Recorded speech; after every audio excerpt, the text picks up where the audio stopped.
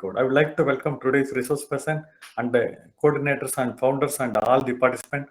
On behalf of the organizers, Manasa Sukkara Mind Care Center, Hyderabad, and Yellow Pond Counseling Center, Hyderabad, and Forest Creative Art Studio, Punjab. And like to give the introduction about today's resource person, Dr. Sripriya. She done doctorate in counseling psychology. She is also a nutritionist and art therapist. She has the experience of working along with the eminent doctors for over 2 decades in multi-specialty hospitals in Chennai as well as in Kozhikode. Her scientific publications have figured in 12 international and national journals. She also has 14 scientific presentations to her for credit. She is the founder of Srisa Counseling Kozhikode, which is affiliated to World Mental Health Federation. She works with individuals, groups, and organizations to amplify their authenticity and empower them to become a better version of themselves. She also founded Mental Health India, a special wing for women-related issues. Co-founded Community Nutrition Forum Kerala.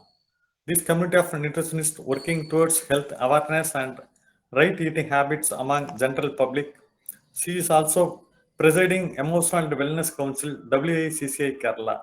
Also a renowned speaker, and her signature topics are women empowerment through nutritional psychology, wellness and self-care, managing anxiety and stress, prioritizing mental health through good nutrition and healthy periods. This kind notes, I like to hand out session to today's resource person. Ma'am, over to you. Floor is yours. Thank you, sir. Thank you so much for your kind words, and I really thank you for giving me the opportunity to be the speaker for the day. And I heartfully congratulate your 25th series, sir. Okay. So, shall we move on to the session? Can I share my screen? Yes, ma'am.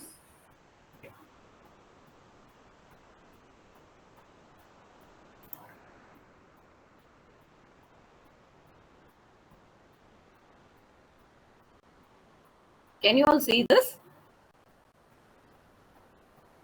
Yes, ma'am. Okay. Thank you. Okay. Today we are going to talk about the nutritional psychology. Most commonly, not everyone is aware of this subject. This is basically understanding between the basics of food and mental health. Okay. So before entering the topic, as sir had mentioned, I'm a nutritionist. My undergraduation is in nutrition and dietetics, and my post-graduation is in psychology and psychiatry. Before entering the session, I would like to give you a small introduction about that. But before that, hope you all had your coffee. Yes? Yes, ma'am. Okay. Yes, ma'am. So how many of you like coffee or don't like coffee? If you like coffee or if you like any beverages, what is that specific beverage to you? Is it an energizer, an emotion, a mate, or an addiction? Just keep this in your mind. We'll move on to the session. And as an introduction, I thought why I have had a more interest towards nutritional psychology. I thought I must say this. Being a dietitian, I was working in a multi-specialty hospital in Chennai. I was coming across so many patients, and every time I come across a patient, and I'll say that please don't eat this, and you don't eat that. Every patient will ask me, "Can I eat a little? Can I eat a little?" So this is the first question. Why is that people are so much, especially when we come across anthrites, they will ask a little amount of pickle, and if it is a Keralite, not even a bit of coconut, or a Tamilian, they will ask without salt or pickle, pappad, and this kind of some culture and some common thing they were all having in their mind. And as we have said, coffee. We are just thinking how many coffees we are having in a day. Can we skip at least one coffee in a day? I have come across n number of people saying that, hey, without morning or evening coffee, I'll get headache. Are you coming across such people?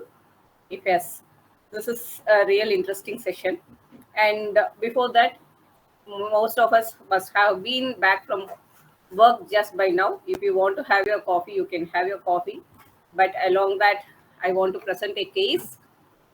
It is about one of my first initial cases during my post graduation in psychology. When I was a researcher during that period, I had come across this boy Raman. That time he was 11 years old and he was referred by a teacher. The reason for reference is his academic skills are very bad. He couldn't write according to his age or read according to his age, and he messes the classroom. He cannot sit for more than 20 minutes, and he's just being a gang leader, like continuously bullying somebody or stealing people's food, lunch boxes, and disturbing classes with the throwing the rockets and other things. So this kid, when we examine, we will start taking history, right? Then I understood he is the first of three children, but the mother had immediate next pregnancy, so he was left with the grandparents, and he was feeling it very difficult to cope up with the larger generation gap because the grandfather was a militant and he want a very disciplined lifestyle, and he belongs to the senior years, and this child is totally hyperactive and he couldn't listen to any of his grandparents words, and grandmother was very pampering, very like pampering everything over food, and she was so emotional, like she cries, she keeps pampering the child for everything he wants. So the child was so adamant, and he was totally disproportionate for his age. His height was 125 and weight was around 110, which is very high, and his abdominal girth was around 34. For children, it must be less than, especially for 11 to 15 years old, it must be less than 30. But he was around 34. And he was really short, stout, and stunted. And basically, while he speaks like very arrogant and very timid, but basically this child is very inferior and he fears even with a shout. And when his biochemical parameters were examined, his iron level was just 9, which is supposed to be 12, and calcium was 8, and vitamin D was 2 in deficient, which is only 5.6, which is supposed to be 30 to 100, right? So this is the case. We'll just keep this case here and let's move on to the session. What is nutritional psychology? How many of us come across this term while studying? Not most of us, right? Because this is an emerging field in modern medicine. However, most of Indians, especially Dravidians, we must be heard of two types of medicines, Ayurveda and Siddha, which often uses food for every type of treatment, and food is the first line of treatment. So, where in Dravidian culture, we have always come across the saying that food is everything, right? Food is everything. Food is the medicine. So, this same thing is what is there in Ayurveda principle. They call Aham Annam. You are what you eat. And this is what today modern medicine is evolving into nutritional psychiatry. Nutritional psychiatry is already in practice, and in which they use food and food supplements as the alternative or first line of treatment.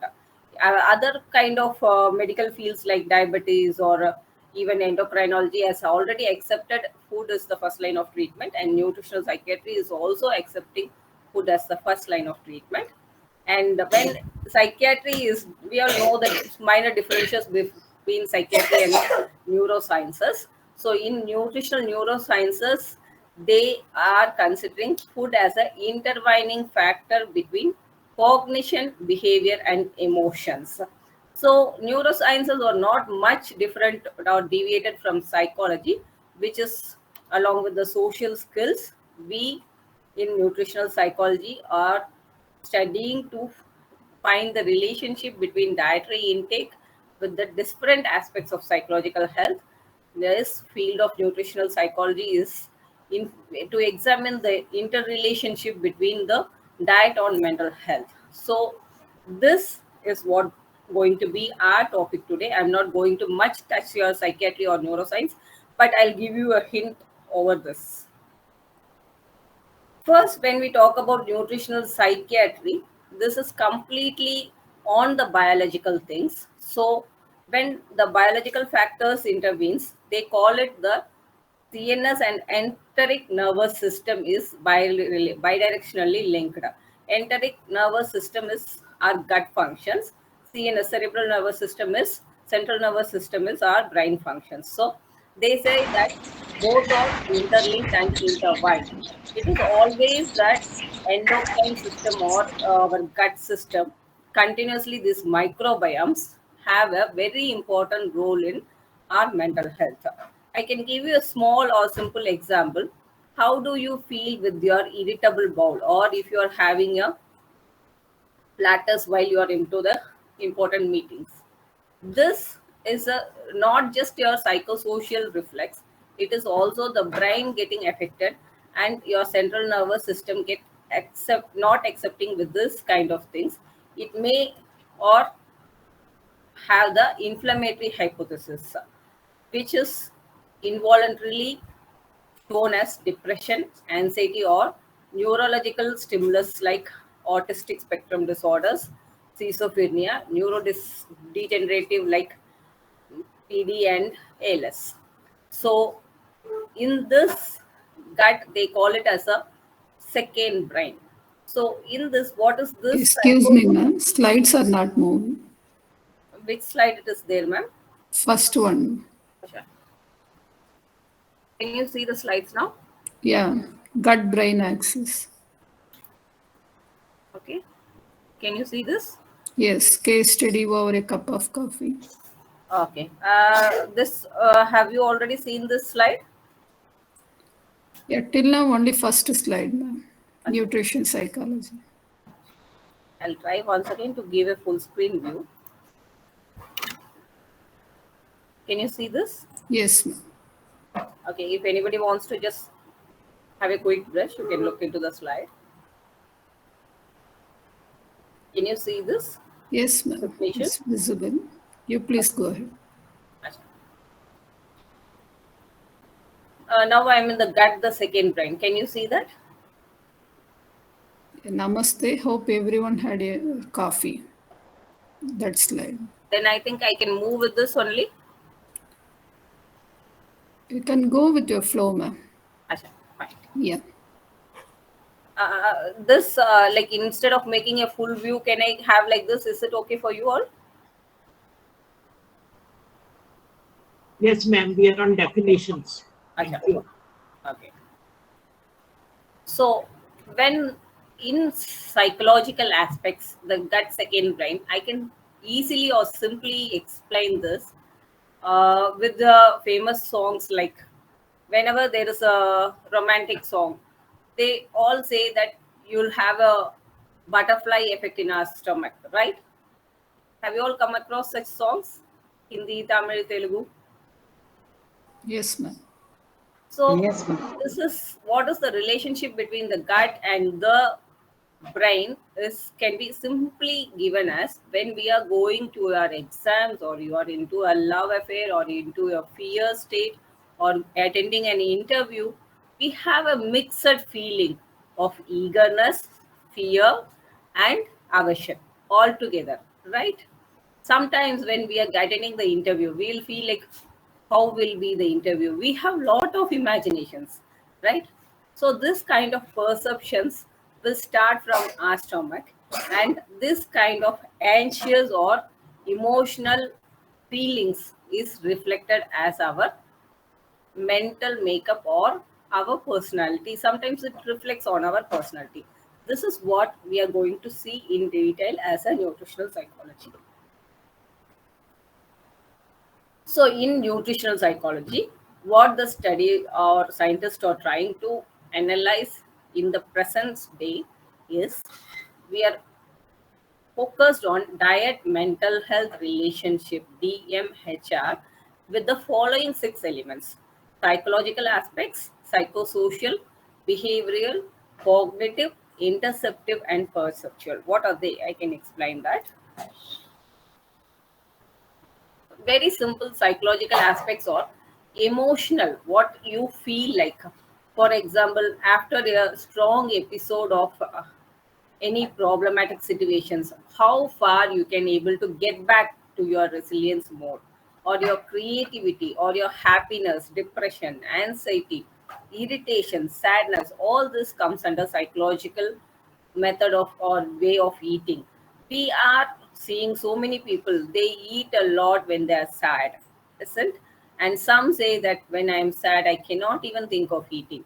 Some, like whenever they are feeling anxious, they will go for a particular food. They will say that no, I cannot eat too many foodstuffs at this moment, I can only eat curd, or I can only eat a limited amount of non-spicy food.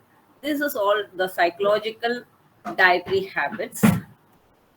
And psychosocial, this is easily I can explain with this map. Can you all see the map, breakfast map of India? Yes, ma'am. Yes, ma'am. Okay. This psychosocial is mostly our eating pattern is not decided by us, but it is decided by the family, culture, community, society. Like when you reside in a particular society, you go for a particular staple and you continuously eat that, and that becomes our staple, or that becomes the food we like the most. This is the psychosocial impact on our nutrition. And the behavioral, this is very very important, because this behavioral aspects are very much dealing with the future problems. The behavioral aspects, like some love to eat munching during watching the movies or during their work, especially during the work from home situation. We come across so many people saying that they keep on munching or binging some foodstuffs. Particularly, they go for a salted pickles or salted chips kind of things. This behavioral eating pattern is very engaging, and this dietary intake is very high, and this particularly have lot of impact on the psychological, that is the mood and resilience factors, or mood and the emotional factors, right? And cognitive, this is the very important area of research in neurosciences. How the pregnant women or a mother eats, and what is the impact of this food on the child since the fetus stage to their growing stage. So the eating habits of the mother or the pregnant women is having a lot of impact on the child. And post birth, the child's eating habits up to 2 years and further is one of the important thing behind their neurodevelopmental stages, their cognition, attention, memory, learning, and reasoning. This even studies has revealed and said that the children who skip their breakfast continuously for over a 2 or 3 years of period, they will have poor memory, and they will have a poor executive functioning and decision making skills in their teenage or further years of life. And again, the children who eat very high fat and high salt and sugar foods, they will have no attention or less attention, and they behave hyperactive also. And their life skills will be very less. They cannot get back to resilience, or when there is a problem, their conflict management is very poor. And studies have widened in this area of cognitive functions, and even autistic spectrum and ADHD children. The studies have said that food has larger impact in controlling their spectrum, or reducing, or even further diminishing their spectrum. So the children with complex foods or comfort foods, even the parents, because this autistic spectrum or ADHD cases, the children will be very fussy and particular about their food, like what they call the symmetric habits in their behavior. The same will be reciprocated in their food habits to eating behavior too. So in these areas, when the children are having, because they have a very particular food habit, their nutrition is already deficit. When they are altered with the proper nutritional habits, their biological and neuro behaviors get diminished, and they get better with the proper eating habits. What is this interoceptive? This is very important for our psychological neuropsychology factors. This interoceptive habits are a kind of, I can simply say it is a kind of a sense what you feel like I want to eat this now at this moment. Some we come across people saying that I just need a dark chocolate now, or I just need a cup of coffee now, or I just need this particular food immediately. And especially this is very high in women, and especially during their premenstrual phases we come across this interoceptive eating behaviors. This is internal bodily signal and sensation towards a particular food or towards particular cravings. I can simply say particular cravings. One among this is a common eating disorder we are coming across is pica eating habits. That is eating mud, rocks, slate pencils, that is lime salts. All these things comes under interoceptive eating behaviors. What is this perceptive nutritional psychology? This perceptive element is nothing but the relationship between your dietary intake with the famous sight smell. Because according to, as I earlier said, psychosocial, according to our particular area of growth, we come across particular foods. For example, in our childhood we have a very strong sensation towards this son papdi wala. They just ring the bell, ding ding ding ding. The sound will stimulate us to run behind them, and the flavor of biryani or the flavor of some of our favorite foods, or even the flavor of coffee, and some foods which we just pass by, the street foods like pani puri, samosa, pav bhaji. All these things are perceptive eating behaviors, right? These are the 6 elements which is very much psychologically shifting our eating patterns and our eating behaviors, which in turn having more impact on our psychology and our emotions, functions, and our behavior styles, habits. So earlier I asked you all a small question. What is coffee to you? Can somebody, few of you answer this question? What is coffee for you? Excuse me.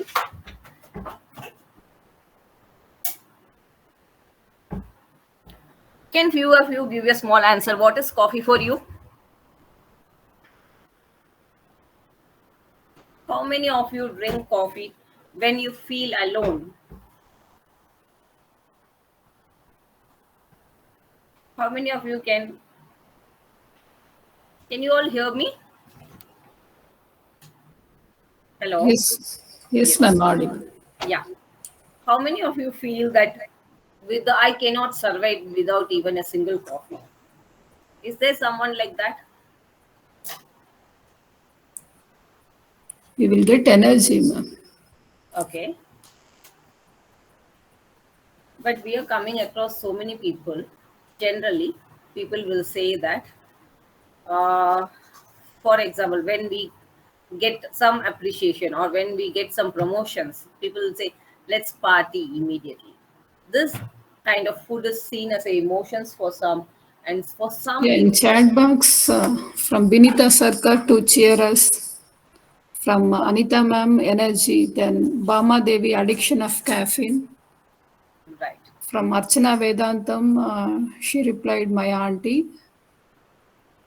Yeah, ma'am. Okay. So likewise, for every single person, the coffee has a different impact. Even there is a famous movie in which the coffee is, I think Coffee Dandagam. There is a song called Coffee Dandagam. So like this, there are people living in along with us in our society. It may be your parents, your uncle, aunties. If you ask them, they'll say, no, no, no, I cannot skip my coffee. There are people who says that I want my mornings only with coffee, and there are some particular food they are very much emotive to. So how people see this food in their life as not just food is a fuel for us. Most commonly, the relationship food and emotions starts with the first very breast milk. first very feed, the child touches the mother, it feels a safe and security in the hands of mother. Once it starts feeding, that is the first emotion. The child gets safety and it stops crying to the outside world and it starts taking its feed. So for some people, food is still power and it is pressure. Sometimes we were like, not just alcohol or smoking happens with the pressure. Sometimes even when we go to workplace, we'll say, no, no, I don't eat. Like I don't like this. But the peers will say, what, you don't eat this? How come, yeah? This kind of pressure happens with food. And for the purpose of our love and our enjoyment, we start eating certain foods. And some emotionally they find solution to all their problems with certain foods. Or sometimes we think, okay, let me move on with my food so that I forget the particular issue or problem, the way of escapism. And for some it is just a business. They just keep selling food for their own marketing, and some it is a status symbol. Hey, how come I bring a normal salad? It is not very quite appreciable for me. It should be a hi-fi salad. It should be a paneer salad or something very high. So this kind of status-wise and democracy, and for some, food is the way of expressing their vengeance. Some eat just because they want to control their vengeance. So food is not just food. Food is an emotion, and food is also our way of escapism. So, what happens when we eat for all these reasons? We lack mindfulness and we go mindlessly affected to food. This is the basic understanding with food and our mental psychology. So, who is mostly affected with this wrong or psychological food habits is all ages. We will get affected if we have this eating habits towards wrong emotional state. And for whom it is very crucial, it is for pregnant women and children, because it also affects the cognitive functions of both the child and mother. So it is very seriously, even in old age, it affects our cognitive function and increases. Even if you are continuously in a wrong food habit, your cognitive decline is uh, quickened. So it is always affecting all ages, but the maximum effect is seen in pregnant women and children. So, what is the impact of food or nutrition, healthy food habits in mental health? Is in mental health, it increases the emotional quotient. It sharpens the thinking mind. It increases the, I think the slide is vice versa. For mental health, it sharpens the mind, the thinking ability, and increases the concentration, improves the performance, and reduces stress. For the emotional factors, for example, like creative thinking, better decision making, managing your mood fluctuation, quietness, calmness, contempt feeling, all these are improved with the better nutrition. Overall, it brings a positive social and ethical impact. So, why this mental health is badly affected, and what all the very most common cases we come across with the nutritional psychology is, the first and foremost is body image problems. This body image is not the problem of today or yesterday. It is over years and years, and very commonly when it comes among women, women want to be thin, slender, and beautiful, whereas man wants to be strong, meaty, and handsome. So this, if the boy is thin and slender, he's been criticized and he has a greater mental impact. So boys always want to build their muscles, whereas girls want always to be thin and slender. What happens with this body image? They quite commonly fall prey for the wrong or misinformative problems, which is called as fad diets. This affects the body dysmorphic. And what happens with the fat diets is, commonly this fat diets, for example, you must have all come across the paleo diet, keto diet, all these kind of diets. Actually, not all of them are wrong. They have been designed for medical nutrition therapy actually. For example, keto diet is designed for a epileptic child which has higher protein or higher fat content but low in carbohydrate. When a person who is obese start taking this, he may reduce weight immediately or within 3 months because of less carbohydrate. His body will start utilizing the stored in carbohydrate. But after 3 months, what happens is the weight will not reduce and they will already get a dysmorphic problems. They will already get into the eating behavior problems. This is the very important psychological problem we come across more than the health problems. They get addicted to certain kind of habits, so they may turn anorexic nervosa or bulimia, which I don't think I need to define all these things, and binge eating. And most commonly, I come across people with pica eating too, and rumination. Rumination, I don't think not everybody will be knowing, so I just think I should give a detailed definition. Rumination is nothing but they will eat all the food, but after or certain period of time, maybe after some 3-4 hours, they can mm, belch the food and make it regurgitate and bring it back to the mouth, and they will again chew it, again try to swallow or spit it out. This is very common post infancy. That is, once the weaning starts, the children with gastric problems may start getting this, or the children with autistic spectrum, or the children with ADHD.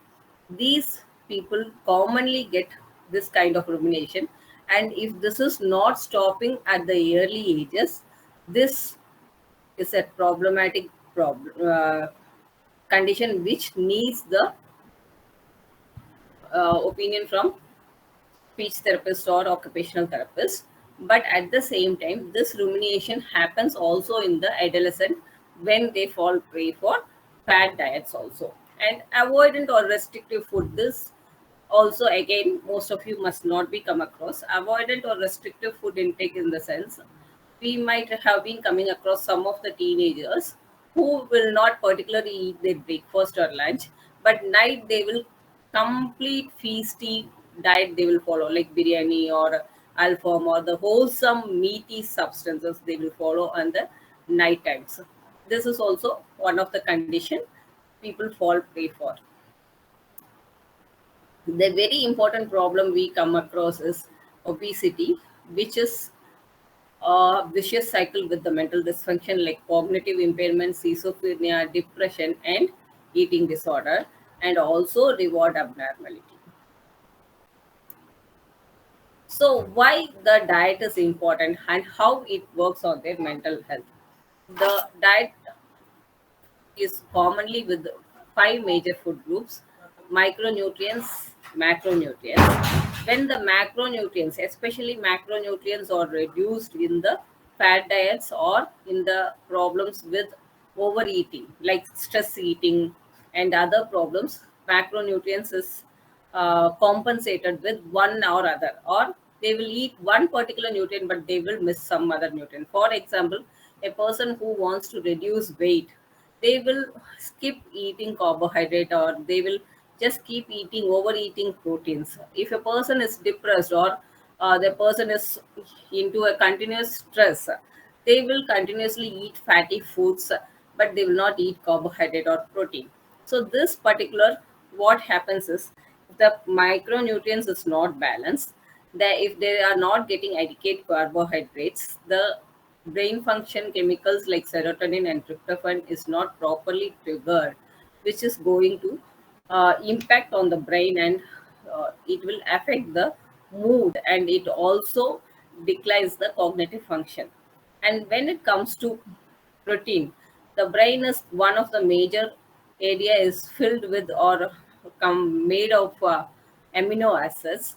This amino acids or the neurotransmitters, or it is a synthesis of neurotransmitters to aggravate or increase our mood functions.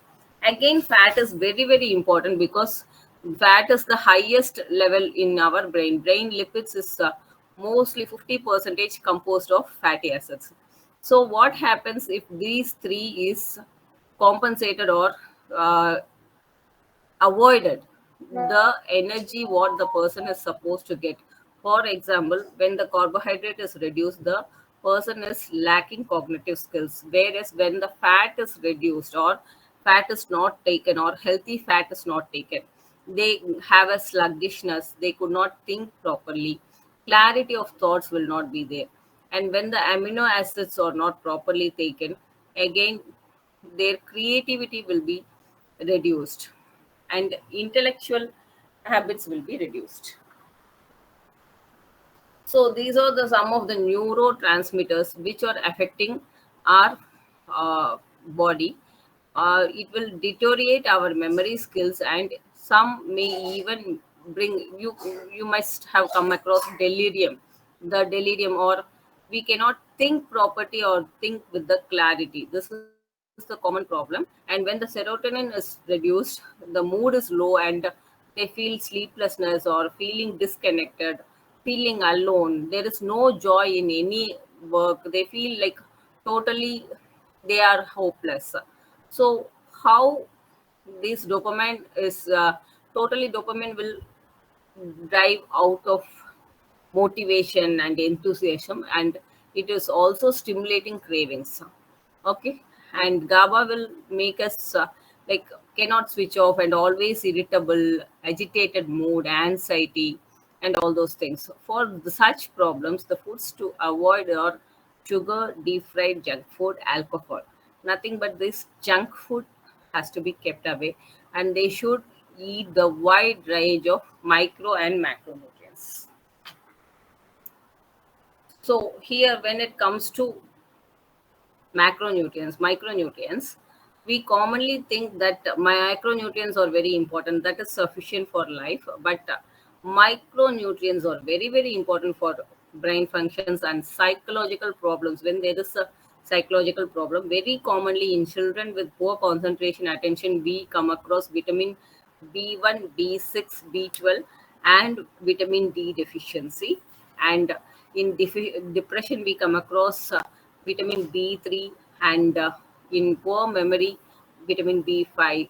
And vitamin C and D are the responsible factors for depression.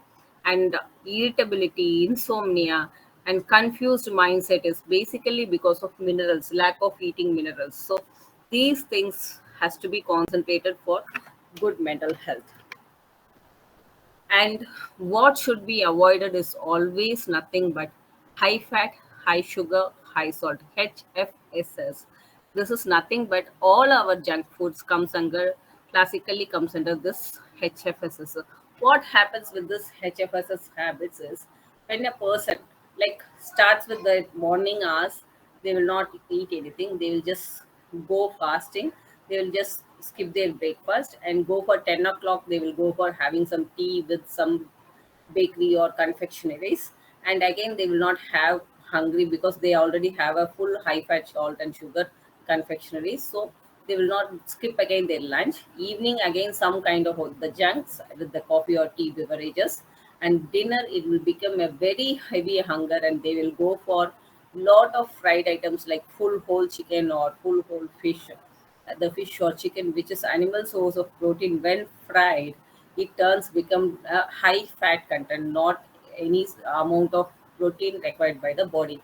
So what happens with this kind of continuous junking habits is their concentration, attention, more than anything, their mood is totally changed. They are always agitated, they were always irritable, and they couldn't trust anyone.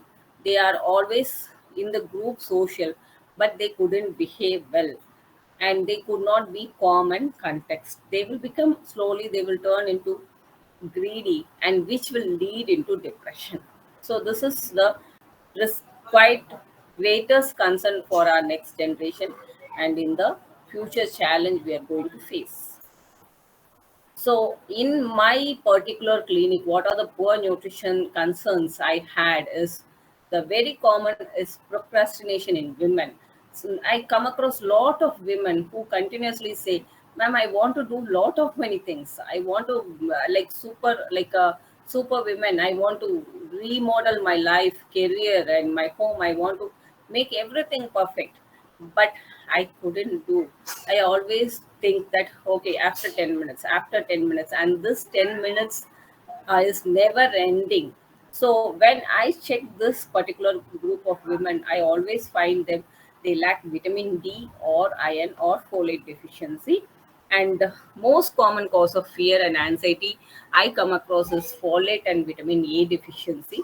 When the vitamin A is less, people are like really shaking or anxious, like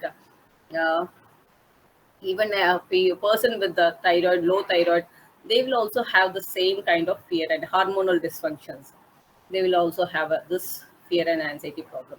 Whenever the emotional ensues, they couldn't control their mood, or they just burst out in tears, or they burst out with the shoutings, yellings. This is commonly this is low carbohydrate.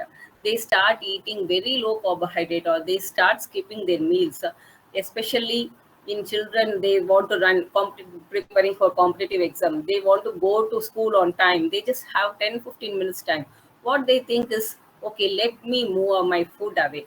But what happens, this food habit slowly diminishes their memory, attention, and also it slowly put their emotional state very badly, and they keep bursting at everyone. They get always, they are fearful, they are agitated with everyone, and they cannot trust anyone.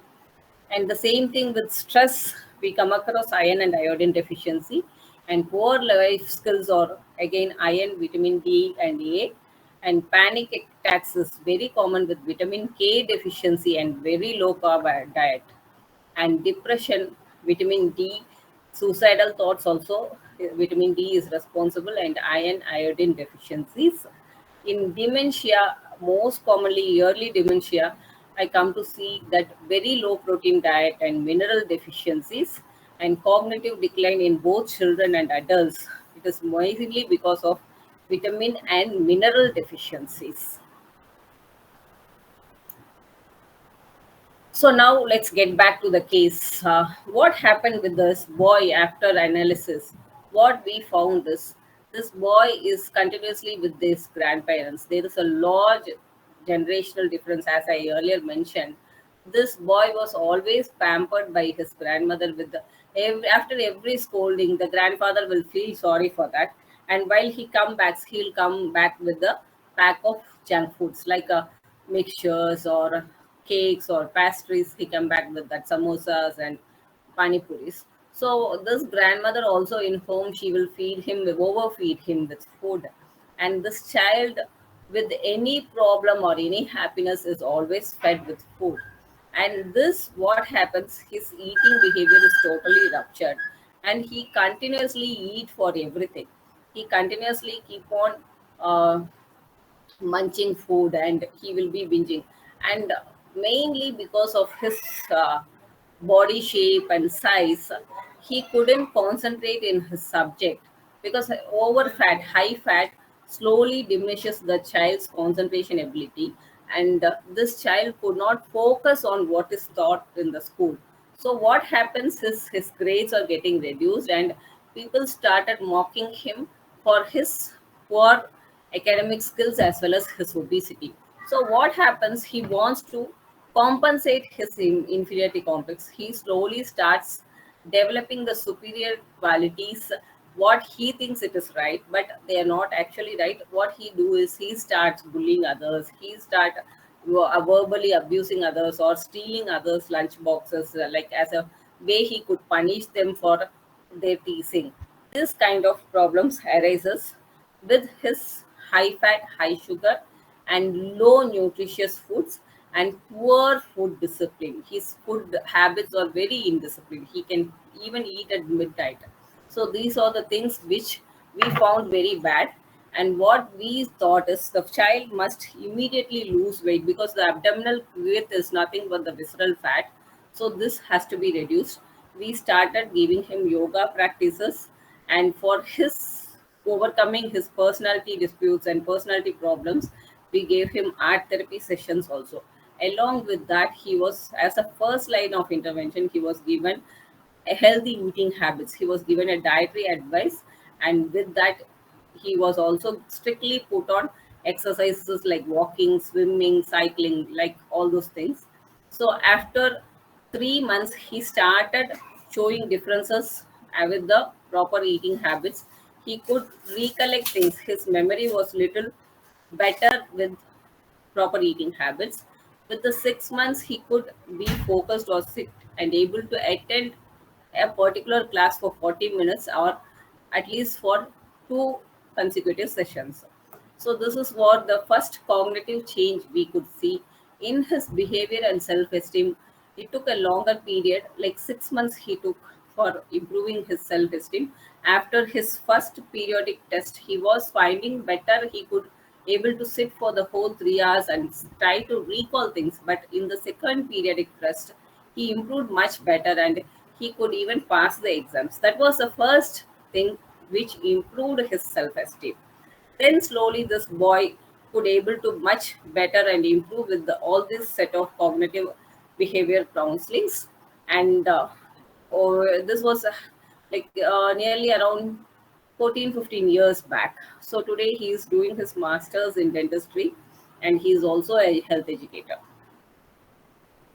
So, what is the continuous nutritional psychology gives you a message as today's take home is not all psychological problems are due to poor nutrition, but in most cases, we are coming across that giving a proper dietary pattern or right eating habits improves their not only their physical health but also mental health.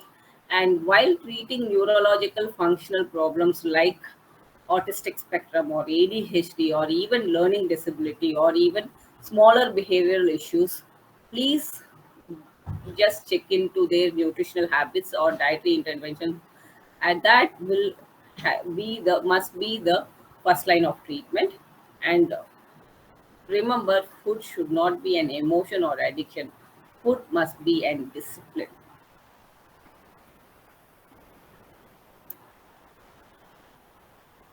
Thank you.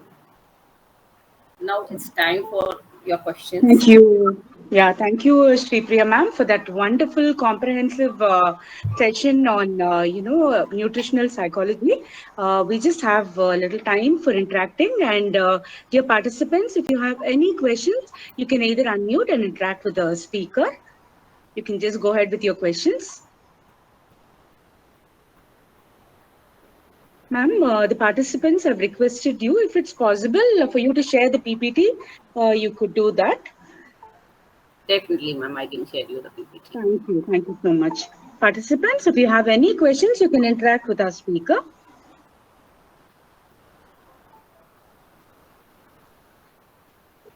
Good evening, ma'am.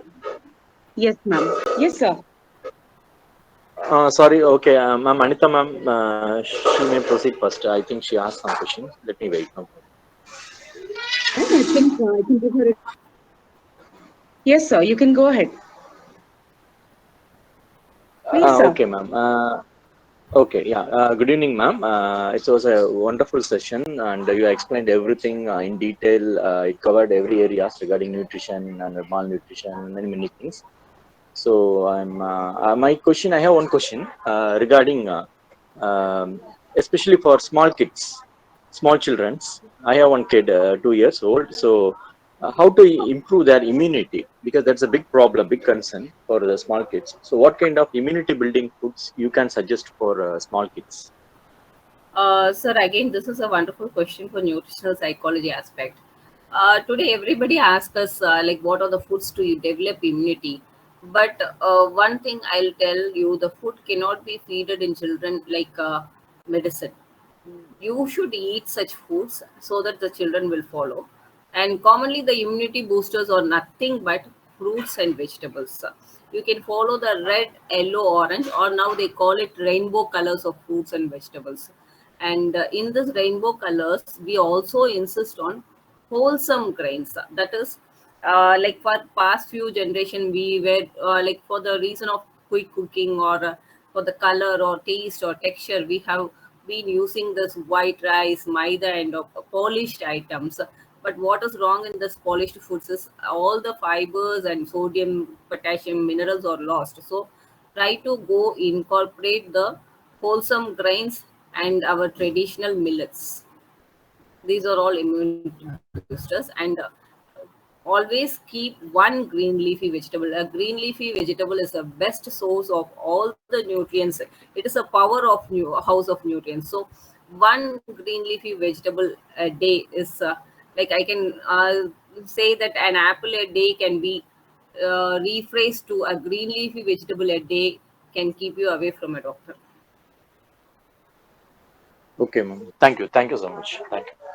Thank you. Thank you, sir. Thank you, ma'am. Neelam, ma'am, do you have any questions? Neelam, ma'am? You're in mute, ma'am. You're mute, ma'am.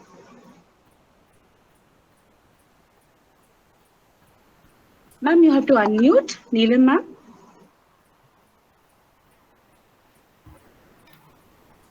Ma'am, kindly unmute Your Neelam, audio. ma'am.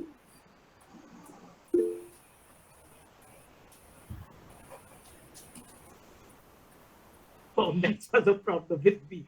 And the man, it was so wonderful session that I had liked so many things about children and how, no doubt about that, children sometimes make fuss while eating things. And if a mother is aware of all these things, that is the irony of the situation.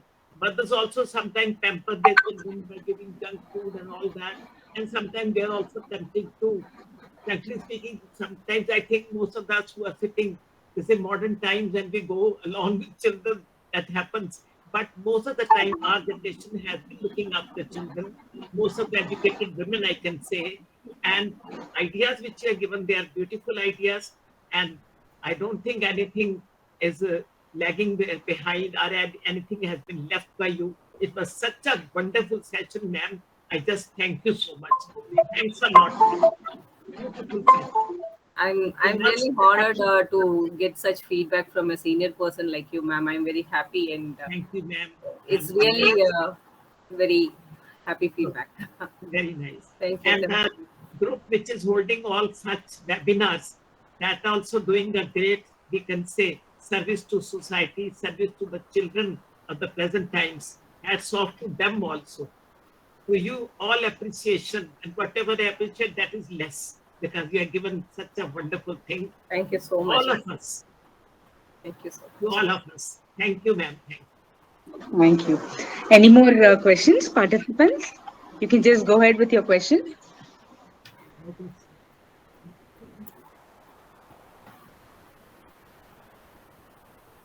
Dear participants, if you have any questions, you can raise your hand and go ahead. Yes, sir. Yes, sir. Saroj, sir. Hello, ma'am. Yes. Thank you for the wonderful session. It was very informative. Thank you.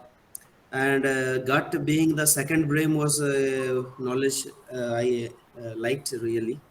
Because if we don't have good food and if it is disturbing us, then our moods and emotional life can be very disturbed. What I would like to ask you is how to handle if someone has like eating disorder of the sense like there is no discipline at all, like they feel like eating anytime and every time, and thereby no order is there in the person, and that leads to further mood fluctuations now and then because there is lack of discipline. So how to deal with inorderly or disorderly eating habit?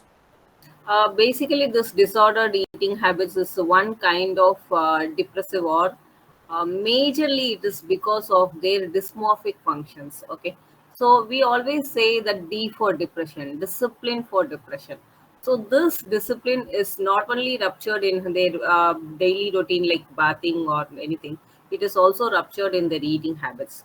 For this kind of eating disorders, what I do is I first give them the education or awareness about the nutrients, and I'll also take their biochemical parameters. Being a nutritionist, I can take the biochemical parameters and show them this what are all is less and why do you feel so. So this, when we give the proper kind of supplements in the sense, most commonly, unless it is highly deficient, I don't prescribe any supplement, and I don't write supplements on my own. I'll send them to the general practitioner and I'll get them written the supplements only by the general practitioner. So once they start taking the supplements, they will start having that change. They will feel the betterment themselves. So with this, our cognitive behavior therapy is the beautiful way we can tell them how to. And some, no, as you asked in this eating behavior, some are like, especially in the binge eating case, no, they will be very particular. I want this. I cannot be without this chocolate, or I cannot overcome this eating of sweets or halwas this particular time. What I do them is thought breaking process, like using the rubber band technique or diversion.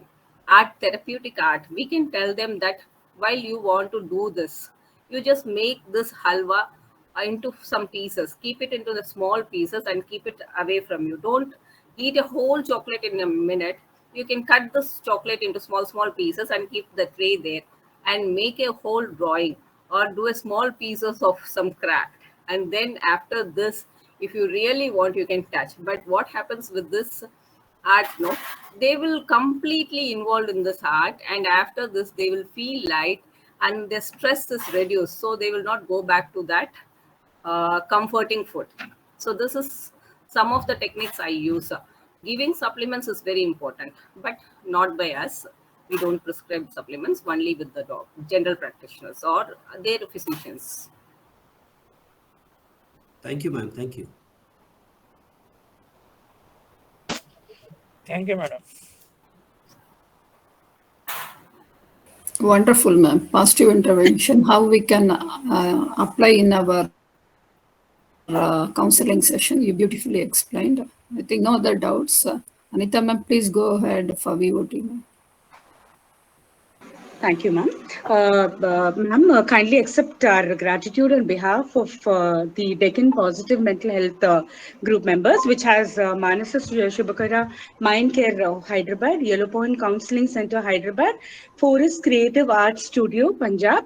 And thank you so much for a wonderful session. And dear participants, thank you for your wonderful interaction, and have a wonderful weekend. And thank you so much once again, ma'am. Thank you. Thank you, everyone. Thank you, Anita, ma'am. Thank you, ma'am. Yeah. Thank you, Sri Priya. Thank you, Needhamji. Thank you, ma'am. Good night. Good night, participants. Good night, everybody. Good night. Good night.